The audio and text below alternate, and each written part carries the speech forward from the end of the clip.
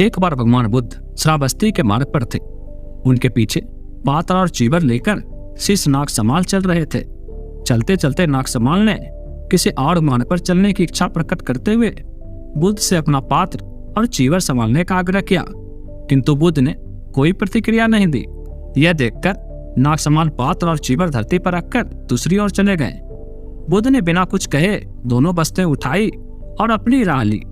श्रावस्ती पहुंचकर बुद्ध आसन पर बैठे ही थे कि नागसमाल आ पहुंचे।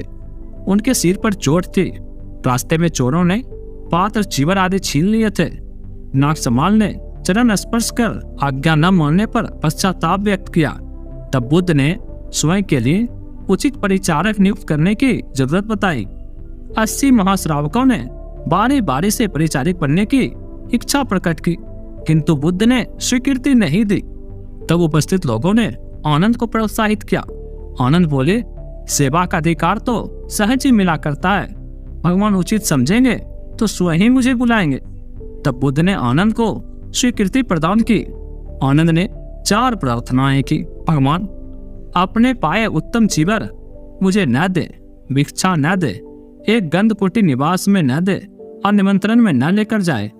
कारण पूछने पर आनंद ने स्पष्ट किया, यदि आप इन्हें मुझे देंगे तो लोग समझेंगे कि अपने स्वार्थ के लिए मैं आपका परिचारक बनाऊं।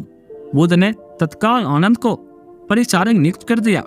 वस्तुतः जिसके मन में निर्मल भावनाएं और सच्ची निष्ठा हो, उसे आराध्य पर स्वीकार सहज ही प्राप्त हो जाता है।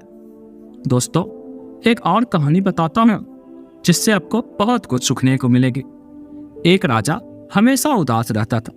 लाख कोशिश करने के बावजूद उसे शांति नहीं मिलती थी। एक बार उसके नगर में एक भिक्षु आया। भिक्षु के ज्ञानपूर्ण उपदेश से राजा बहुत प्रभावित हुआ। उसने भिक्षु से पूछा, मैं राजा हूँ, मेरे पास सब कुछ है, किंतु फिर भी मेरे मन में शांति नहीं है, मुझे क्या करना चाहिए? भिक्षु बोला, आप अकेले में बैठकर चिंतन करें। राजा अगले दिन सुबह अपने कक्ष में आसन जमा कर बैठ गया। तभी उसके महल का एक कर्मचारी सफाई के लिए राजा के पास आया। राजा उससे बात करने लगा।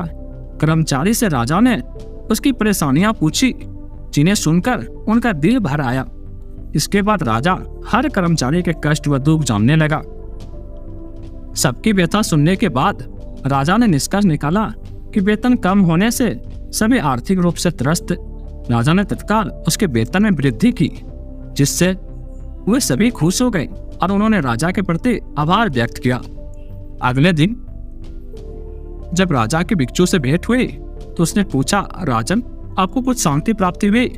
राजा बोला, मुझे पूर्ण रूप से तो शांति नहीं मिली, किंतु जब से मैंने मनुष्य के दुखों के स्वरूप को जाना है, अशांति थोड़ी थोड़ी जाती रही। तब भिक्षु ने समझाया, राजन, आपने शांति के मार्ग को खोज लिया है, बस उस पर आगे बढ़ते जाएं। एक राजा तभी प्रसन्न रह सकता है जब उसकी प्रजा सुखी हो। सार यह मन है कि मन की शांति स्वयं के सुख से अधिक दूसरों के दुख हरकर उन्हें सुखी बनाने से मिलती है।